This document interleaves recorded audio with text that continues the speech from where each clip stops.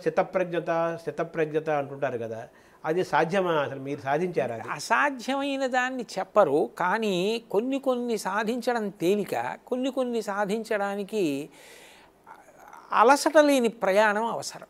ఇప్పుడు నేను ఇక్కడి నుంచి పిఠాపురం పురుహూతిక అమ్మవారి దర్శనానికి వెళ్ళి దర్శనం చేసుకుంటా, కాలినడకన వెడతానన్నాను అనుకోండి, మోకాళ్ళ నొప్పులు లేకుండా ఆ పటుతో ఉంటే అది పర్వాలేదు. ఏదో పొద్దున్న మొదలు పెడితే 6 గంటలకు బయలుదేరితే 8:30కో 9 గంటలకో పురుహూతిక అమ్మవారి దేవాలయానికి చేరిపోవచ్చు. అందులో ఇక్కడి నుంచి అంటే మరీ దగ్గరే. కానీ అన్నవరం వెడతానన్నాను అనుకోండి, కొంచెం ఓ రోజంతా నడవడానికి ప్రణాళిక చేసుకోవాలి. కాశీ పాదయాత్ర చేస్తానన్నాను అనుకోండి, అసలు ఆ సంకల్పమే చాలా కష్టంతో ఉంటుంది. కానీ కాశీయాత్ర పాదయాత్ర చేసి వచ్చాడు అనుకోండి, ఆయన గురించి చెప్తే ఏమని చెప్తారంటే, ఆయన కాశీ నడిచెళ్ళి వచ్చిన ఆయనేనా అంటారు. 2-3 కోటేశ్వరాలు ఉన్నారనుకోండి, ఏమై కోటేశ్వరరావు కనపడుతున్నాడా అంటే, ఎవరు కాశీ వెళ్ళొచ్చిన ఆయనేనా అంటారు. అంటే ఆయన జీవితంలో అది అంత గొప్పది అయిపోయింది. కాశీ వెళ్ళి రావడం ఎంత గొప్పో స్థితప్రజ్ఞత అంతే గొప్ప. అయితే పిఠాపురం వెళ్ళి రావడానికి, కాశీ వెళ్ళి రావడానికి ఇక్కడి నుంచి తేడా ఎలా ఉంటుందో, శారీరకం అదే మానసికము. అలిసిపోయి మధ్యలో అబ్బాయి ఎప్పటికి వస్తుందిలే కాశీ అని వాహనం ఎక్కేస్తానంటే, అందుకని దానికి ఏమిటంటే మరి జాగ్రత్తగా చదివి జీవితంలో వచ్చే ఒడుదుడుకుల్ని, ఇవన్నీ కూడా మనకి ప్రయోగశాలలు. దీన్ని ఇక్కడ నేను పట్టుకోవాలి, చూసావా ఇక్కడ నేను తడబడ్డా, ఇది వచ్చేసారి నేను తడబడకూడదనమాట, ఇది నాకు అవకాశం అని ఎప్పటికప్పుడు పరిశీలించుకుంటూ నిలబడగలిగితే మరి అలా చేరిన వారు ఉన్నారు కదండి. నేను అసాధ్యమని చెప్పలేం, కానీ సుసాధ్యమని చెప్పలేం, అంత తేలిక అని చెప్పలేరు. ఈ స్థితప్రజ్ఞత సాధనలో మీకు ఎన్ని మార్కులు వేసుకుంటారు మీరు? అంటే సాధారణంగా ఎవరి పేపర్ వాడే దిద్దుకోవడం మంచి లక్షణమా? నన్ను నేనే నా పేపర్ నన్నే దిద్దుకోమన్నారు అనుకోండి, దిద్దుకుంటారని రెడ్ ఇంక్ పెన్ను తీసుకొని very bad you should improve అని రాసుకుంటాను. మీరే అలా ఉంటే ఇంకా మరి ఎలా? మరి అంటే ఇందులోనండి ఎలా ఉంటుందంటే, ఇది రామకృష్ణ పరమహంస మాటల్లో చెప్పాలి అంటే, చేరాము అని చెప్పేసుకుని అక్కడ ఉండిపోతాము, అలా ఉండిపోతాము అని చెప్పడం ఎప్పుడు కాలంలో సాధ్యం కాదు. ఎందుకంటే there may be pitfall. మనిషి అలా అనుకోవడమే జారడం మొదలవడం. అసలు అంతకన్నా ఈశ్వర కృపచేత నా ప్రస్థానం ఇలా నడుస్తూ ఉండాలి. నా ప్రస్థానం నన్ను నేను పరిశీలించుకుంటూ ఎప్పుడూ అలా ఊంచుకోగలగాలి అనుకుంటూ ఉండడం మంచిది తప్ప, మీరు చెప్పినట్టు ఎంత స్థాయికి చేరామన్నది ఇంకొంచెం సాధన పెంచుకోవడానికి పనికి రావడం వరకు, అది తప్ప ఏదో నేను ఇంత అని చెప్పి వేరొకరికి ఆదర్శం కావడానికి ప్రయత్నం చేయడానికి పెద్దలు చాలామంది ఉన్నారు. దానికి నేను ఎందుకు శర్మ గారు నన్ను వదిలేద్దురు, దానికి మిమ్మల్ని వదిలేస్తే ఇంకెవరిని పట్టుకోవాలి? చాలా మంది ఉన్నారు శర్మ గారు, వాళ్ళందరినీ ఆదర్శంగా స్థితప్రజ్ఞత అనేది. అలాగే స్వధర్మం అంటారు కదా, భగవద్గీత కూడా స్వధర్మాన్ని తెలుసుకోమంటోంది కదా.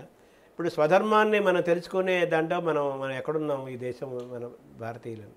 ఎవరి ప్రయత్నంలో వారు ఉన్నారనుకోండి, అంతే. మీరు మీ స్వధర్మం మీకు ఎప్పుడు తెలిసింది సార్? గురువుల అనుగ్రహం. స్వధర్మం మీరు తెలుసుకున్నారు కదా, తెలుసుకుని ఉంచుకోవడానికి ప్రయత్నం, అది కూడా దాన్ని వదిలిపెట్టేయకూడదు అని తెలుసుకున్నాను కదా. అంటే ఈ గోశాల పెట్టాలనుకోవటం కానీ, అంతే కదండి, తర్వాత మనం ఇటువంటి జీవనాన్ని జీవిద్దాం అనుకోవటం కానీ, తర్వాత మన జీవితం పట్ల తృప్తిగా ఉందాం అనుకోవటం కానీ, అవన్నీ మౌలికమైన విలువలు కదండి. అహింస, సత్యము, భూతదయ, ఇవన్నీ అందరికీ ఉండవలసిన మౌలికమైనటువంటి గుణాలు. అంటే ఆ జీవన మార్గమే మన భారతీయమైన సనాతన ధర్మము. సరే, ఒక్కొక్కరు వాళ్ళ ఆశయాలు సంకల్పాలతోటి ప్రయాణం చేయటం, తను తెలుసుకోవటము, వెళ్ళటం అనేది అది స్వధర్మంలో అంతే పెద్ద పన్న, అంతే అంతే కదా. సో మన భారతీయమైన సనాతన ధర్మము పరిరక్షణకి డోకా లేదనే విశ్వాసంతో మీరు ఉన్నారా? అయ్యో, అందులో అనుమానం లేదండి. ఏంటే వైతాళికులు వస్తూ ఉంటారు, మహానుభావులు ఎప్పటికప్పుడే మహాత్ములు వస్తూ ఉంటారు. వాళ్ళు వాళ్ళ జీవన విధానం ద్వారా, వాళ్ళు చేరిన లక్ష్యం ద్వారా దీని వైభవాన్ని నిరూపిస్తూ ఉంటారు. చంద్రశేఖరేంద్ర సరస్వతి స్వామి వచ్చారు, చంద్రశేఖర భారతీ స్వామి వచ్చారు, అరబిందో వచ్చారు, చంద్రశేఖర భారతీ స్వామి వచ్చారు, భారతీ తీర్థ మహాస్వామి, ఎంతమంది మహాపురుషులు, భగవాన్ రమణులు, డొక్కా సీతమ్మ గారు, జిల్లిళ్ళమూడి అమ్మగారు, ఎంతంతమంది అంటే ఎన్ని ఈ కాలం సార్ మనం అంతా గతం చెబుతున్నాం, ఈ కాలంలో ఈ ప్రస్తుతం కాలంలో కూడా ఎందరో ఉన్నారు. సాధన చేసిన వాళ్ళు, చేస్తున్న వాళ్ళు, ఆ మార్గంలో నడుస్తున్న వాళ్ళు, ఎందరి చేతనో గౌరవింపబడుతున్న వాళ్ళు, ఆపదలు దాటుతున్న వాళ్ళు ఎందరో ఉన్నారండి. అందుకని అందులో నాకు అనుమానం ఏం లేదు. భారతదేశం ఒకప్పుడు గొప్ప జ్ఞానభూమి, వేదభూమి, కర్మభూమి కదా. ఇప్పుడు మన భారతదేశం యొక్క మనం అనేక సంస్కృతుల సంగమంగా ఏర్పడటం వల్ల చాలా వాటిని మనం కోల్పోయిన క్రమంలో మనం ఉన్నాం కదా. సో భారతదేశానికి పూర్వవైభవం వస్తుందనే విశ్వాసం ఉందా మీకు ఎప్పటికైనా కానీ? ఒకప్పటి వస్తుందండి, తప్పకుండా వస్తుంది, అనుమానం లేదు. ఎందుకనంటే ఏదైనా ఒక మంచి విషయాన్ని చెప్పినప్పుడు దాన్ని ఎంతమంది అంగీకరిస్తున్నారు, ఆచరిస్తున్నారు అన్న దాన్ని బట్టి తెలుస్తుంది కదా. ఇప్పుడు నేను ఈ విషయంలో ఏమీ అబద్ధం చెప్పట్లేదు. నేను ఇప్పుడు ఇంత కష్టపడి ఇంకా ఎందుకు ప్రవచనాలు చేస్తున్నాను అంటే, నేను ఇలా గోశాలలోకి వస్తుంటేను మా ఇంటి దగ్గరికి ఎవరో వస్తూ ఉంటారు. వాళ్ళు మీరు ఇదిగో ఈ మంచి విషయం చెప్పారు కదా, దీన్ని మేము పాటిస్తున్నాం అని చెప్పిన వాళ్ళు రోజు కనీసం ఒక 50 మంది అయినా ఉంటారు. దీనికి నాకన్నా ఈ గోశాలలో ఉన్నటువంటి కార్యకర్తలు ప్రత్యక్ష సాక్షులు. ఎంతమంది వచ్చి ఆ మాట చెప్తూ ఉంటారని. అంటే ఏదైనా మంచి మాట చెప్తే మంచి మాటని అంగీకరించేవాళ్ళు, ఆచరించేవాళ్ళు చాలామంది ఉన్నారు. చాలామంది ఉన్నప్పుడు ఆ వైభవాన్నది సంతరించుకుంటుంది, అది నిలబడుతుంది, నిలబడి ఉన్నది కూడా. సో ఈ గోశాల నిర్మాణమే ఒక ఉదాహరణగా చెప్పాలి. అంతే అంతే బాగా చెప్పారు. గోశాల నిర్మాణమే ఒక ఉదాహరణ. సో ఇంతమంది కోట్లాది మంది మీ పట్ల ఒక ఆరాధనా భావంతో, ఒక భక్తి భావంతో మిమ్మల్ని శాంతాపేటకి వరప్రసాద్ రెడ్డి గారు లాంటి వాళ్ళు, చాలామంది నేదురు కృష్ణమూర్తి గారు లాంటి వాళ్ళు, ఎస్పి బాలసుబ్రహ్మణ్యం గారు, ఇలాంటి వాళ్ళు విభిన్న రకమైన మానసిక ప్రవృత్తులు కలిగిన వాళ్ళు, తర్వాత విభిన్న రంగాల్లో చాలా ప్రతిభావంతులు, విజయవంతమైన వ్యక్తులు, వీళ్ళందరూ కూడా మిమ్మల్ని గురువుగా భావిస్తున్నప్పుడు మీకు ఏమనిపిస్తుంది సార్? మిమ్మల్ని మీకు వాళ్ళ గొప్పతనం అనిపిస్తుంది. వాళ్ళకి ఏదో గురుత్వం అన్నది శర్మగారు, నేను యథార్థం చెప్తా, అవతల వారిని బట్టి ఉంటుందండి. ఇప్పుడు గురువుగారిని పిలవడం గురువు కాదు, గురువు. భగవాన్ రమణుల మాటల్లో చెప్పాలంటే, ఆయన నన్ను ఉద్ధరించగలడు, ఆయన మాట నేను పాటించాలి, ఆయన మాట నేను నమ్మితే నా జీవితం బాగుంటుందన్న విశ్వాసమే గురి. ఆ గురి మీకు ఎవరి ఎందు కలిగిందో వారే మీకు గురువు. వారికి ఆ గురి నా ఎందు కలిగిందనుకోండి, నిజంగా అది వారి గొప్పతనం. ఎందుకంటే ఇప్పుడు మీరు చెప్పిన పేర్లన్నీ కూడా లబ్ధప్రతిష్ఠులైన వ్యక్తులు. అటువంటి వారు అంత గురిని నా ఎందు పొందితే అది వారి గొప్పతనం. తద్వారా నేను వారికి ఏదైనా ఉపయోగపడగలిగితే వాళ్ళ జీవితాల్లో, అంతకన్నా నాకు సంతోషకరమైన విషయం లేదు. ఇటువంటి వాళ్ళందరూ నా పట్ల గురుభావంతో ఉన్నారు కాబట్టి నేను ఇంకా నాలోని గురుత్వం పెంచుకోవాలనే ఒక శ్రద్ధాభక్తులతో మీరు ఉంటారు కదా. అంటే నేను ఎప్పుడూ ఏ మార్గంలో పెడుతున్నానో దాన్ని నా మీద రాళ్ళు వేసినా వదులుకోను, నా మీద పువ్వులు వేసినా సంతోషించను. నాకు రెండు ఆ విషయంలో మాత్రం ఒకటే. అది స్థితప్రజ్ఞతే కదా. అది నేను ఏది పట్టుకుని ఉన్నానో అది నాకు గురువుల చేత, పెద్దల చేత విధింపబడినది కనుక అది నేను ఈ జీవితంలో ఇక వదిలిపెట్టేది కాదు. ఇది స్థితప్రజ్ఞతే కదా. అది ఆ ధృతి, పట్టుదల. ఇంకా అది మాత్రం నన్ను ఉత్తీర్ణుండి చేస్తుంది, నన్ను జీవితంలో చేర్చవలసిన చోటుకి చేరుస్తుంది అని నమ్మాను. కాబట్టి ఆ పదంలో అలాగే ప్రయాణిస్తాను. ప్రయాణించినప్పుడు అమాయకత్వం చేతనో, సరిగా అర్థం కాకో, లేకపోతే నేను సరిగా చెప్పలేకపోయిన కారణం చేతనో ఒక్కొక్కసారి ఎవరైనా నా మీద రాళ్ళు విసరచ్చు. అప్పుడు అది నన్ను నేను దిద్దుకోవడానికి అవకాశంగా తీసుకుంటాను. రెండు, వాళ్ళు నాకు స్నేహితులు కావాలని నేను భగవంతుడికి నమస్కారం చేస్తాను. మా మధ్య అపోహ ఉండకూడదని. అంటే మన ఆచార వ్యవహారాలన్నీ కూడా శాస్త్రీయమైనవే కదా. అందులో అనుమానం లేదండి. ఒకవేళ శాస్త్రీయం కానిదనుకోండి, ఆచరించనే వద్దు. అది శాస్త్రీయము కాదు, అది మంచిది కాదు అని రూఢమైతే, అది నిజంగా శాస్త్రము చేత అంత కఠినముగా ఆ కోణంలో అలా చెప్పబడలేదు అని మీకు అనిపిస్తే అది పాటించక్కర్లా. ఇప్పుడు చూడండి,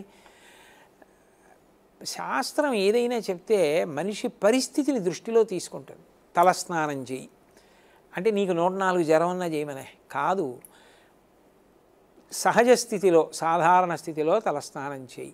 పడిశం పడుతున్నట్టు అనుమానం ఉందా? కంఠం వరకు చెయ్యి. ఒళ్ళు వేడెక్కుతోందని అనుమానం ఉందా? నడుము వరకు చెయ్యి. ఇప్పటికే ఒళ్ళు వేడెక్కిపోయిందా?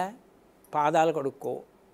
పాదాలు కడుక్కోవడానికి కూడా లేస్తే వణుకుతున్నట్లుగా అనిపిస్తోందా? బొటనవేళ్ళు కడుక్కో.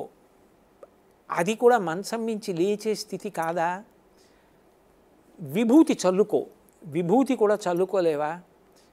గోవిందా గోవిందా అనడానికి కూడా స్పృహ లేదా? నీ బదులు నీ కొడుకుని సంధ్యావందనం చేసేవాను, నీ కొడుకుని చేసేవాను నువ్వు చేయవలసింది.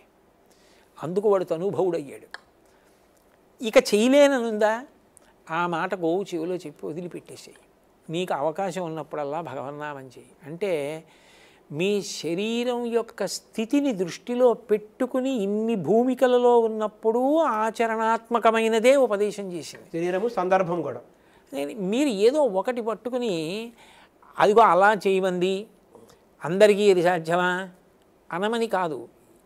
ఎవరు ఎలా ఉంటారో అది వాళ్ళు చెయ్యాలి. పసిపిల్లవాడు అన్నం తినలేడు, అన్నం తినవలసిన వాడు సీసాతో పాలు తాగి బతకలేడు. ఎవడు ఏది చెయ్యాలో అది వాడికి చెప్పింది. ఆ కోణంలో తీసుకున్నప్పుడు అందులో విమర్శించడానికి అవకాశం ఉంటుందని నేను అనుకోవట్లేదు. వాళ్ళ శరీర పరిస్థితి సందర్భం. ఒకవేళ అది నిజంగా ఆచరణాత్మకం కాదు అని మీకు అనిపిస్తే అది వదిలిపెట్టి మీకు ఆచరణాత్మకమైనదే మీరు స్వీకరించండి. అందులో దోషం ఏంది? ఇందులో శాస్త్రంలో ఇది మాకు పట్టుకోవడానికి యోగ్యం అని ఉంది. మీరు పట్టుకోగలిగిందే పట్టుకోండి. అంటే ఇప్పుడు చాగంటి కోటేశ్వరరావు గారు చెప్పారు మేము చేసాము అనేది అంత మీ పట్ల అంత విశ్వాసం కలిగినందుకు మీరు ఒక పక్క మీకు చాలా కృతజ్ఞత ఉన్నప్పటికీ మీరు జాగ్రత్తగా ఉండండి కూడా మీరు సంకేతాన్ని ఇస్తున్నారు. అంతే కదా. ఎందుకనంటే నేను ఎప్పుడు చెప్పినా ఇదే చెప్తా. ఇప్పుడు అందరూ వేదం చదువుకున్న వాళ్ళు గారు, అందరూ హోమం చేయరు. కానీ భగవన్నామం చెప్పుకోవడానికి అభ్యంతరం ఏముందండి? ఇప్పుడు ఇవి చేసుకుంటే నువ్వు తరించావు అంటే అజామీనుడు ఎలా తరించాడు?